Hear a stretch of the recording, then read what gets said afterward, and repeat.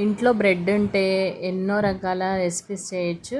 అలానే మీకోసం నేను యమ్మీ అండ్ టేస్టీ గులాబ్ జామున్ తయారు చేశాను. అది ఎలా చేశానో ఇప్పుడు చూపిస్తాను పదండి. మన దగ్గర బ్రెడ్స్ ఉంటాయి కదా, అవి ఒక 8 తీసుకున్నాను.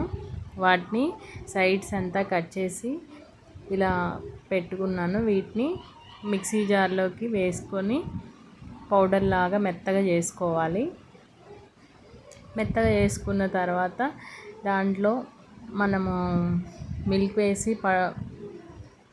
కలుపుకుంటాము. చూడండి, ఇలా మెత్తగా అయింది కదా.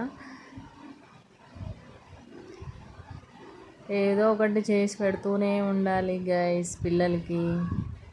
దీనికి షుగర్ సిరప్ కోసం మనం ఇప్పుడు 1 కప్పు షుగర్ తీసుకున్నాను. అలాగే దాంట్లోకి 2 కప్స్ వాటర్ వేసుకున్నాను. వీటిని కొంచెం షుగర్ అంతా మెల్ట్ అయ్యేంత వరకు ఇలానే తిప్పుతూ ఉండాలి. ఒక 5 మినిట్స్లోనే మనకి షుగర్ సిరప్ అనేది రెడీ అయిపోతుంది. చూడండి, ఇలా బబుల్స్ లాగా వచ్చింది కదా, ఆ టైంలోనే మనము ఆఫ్ చేసుకోవటమే. ఇప్పుడు ఈ మిక్సీ పట్టుకున్న పౌడర్లోకి 1 గ్లాస్ నిండా పాలు తీసుకున్నాను. కొంచెం కొంచెమైనా కలుపుకోండి. మామూలుగా ఉండలు అయ్యే వరకు మనకి ఎలా అయితే ఉంటుందో అంత. నాకు ఇక్కడ 1 గ్లాస్ అంతా సరిపోయింది. ఇలా చిన్న చిన్న ఉండలు గుండ్రంగా చేసుకొని, మీకు ఇంకా సైజు చిన్నగా కావాలన్నా పెద్దగా కావాలన్నా మీ సైజు పట్టి తీసుకోవచ్చు.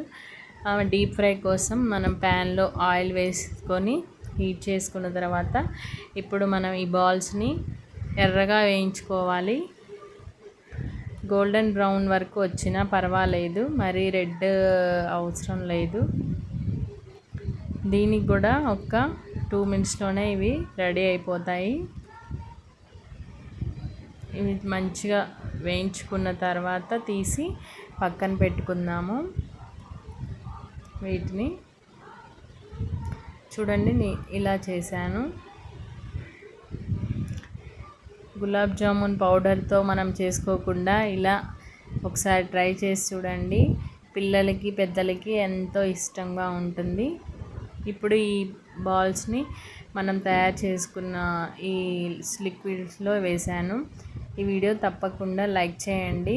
Thanks for watching. Please support me. Subscribe please.